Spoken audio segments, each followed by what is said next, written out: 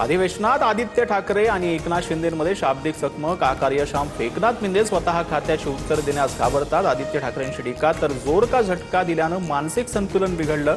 शिंदेंचा पलटवार. संजय दिना पाटलांची मतदारसंघात 0 कामगिरी. देशमुखांच्या मतदारसंघात 7 तर वाघ चौरेंच्या मतदारसंघात अवघी 2 कामं पूर्ण.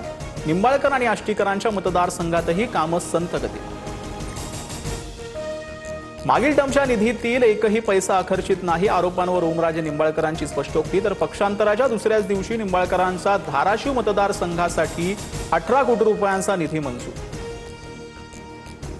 बाळासाहेबांच्या विषयीच्या वक्तव्यावरून किरण पावसकरांची माफी नाहीच. माझ्या वक्तव्याचा अर्थ बाळासाहेबांचा अपमान करण्याचा नव्हता.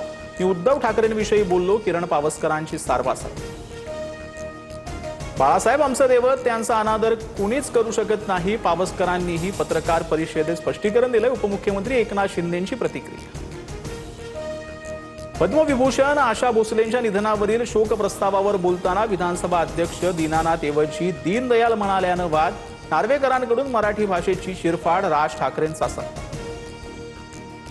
बीडमधील विलास घुलेच्या हत्येप्रकरणी खासदार बजरंग सोनावणेंच्या मुलावर आरोप. केज शहरात रास्ता रोको आंदोलन करत मृतदेह घेऊन नातेवाईकांचा पोलीस ठाण्यात ठिय्या. तर माझ्या मुलाच्या प्रकरणाशी संबंध नाही, आम्हाला फसवण्याचा प्रयत्न. बजरंग सोनावणेंचं स्पष्टीकरण. पवारांच्या राष्ट्रवादीचे राजेंद्र शिंगणे मुख्यमंत्र्यांच्या भेटीच्या प्रतीक्षेत. शिंगणेंच्या भाजपा प्रवेशाच्या जिल्ह्यात चर्चा. तर बुलढाणा जिल्हा बँकेसंदर्भात भेटीसाठी वेळ मागितली. शिंगणेंनी चर्चा फेटाळल्या. 3 दिवसांपासून शिंगणे नॉट रिचेबल.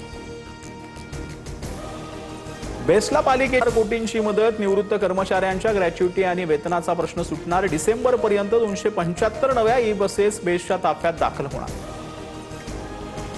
सरपंच संतोष देशमुख हत्या प्रकरणी आरोपी विष्णू चाटेचा जामीन अर्ज बीड विशेष मकोका न्यायालयानं फेटाळला. प्रकरणाची पुढील सुनावणी 29 जूनला होणार.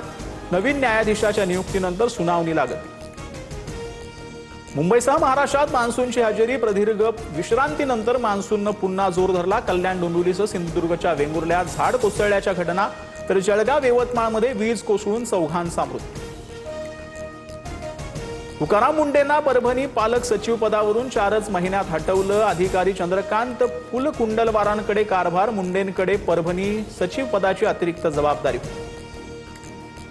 विश्वास नागरे पाटील यांची नागपूरच्या पोलीस आयुक्तपदी बदली. रवींद्र सिंघल लाचलुचपत प्रतिबंधक विभागाच्या अप्पर पोलीस महासंचालक पदाची धुरा सांभाळ.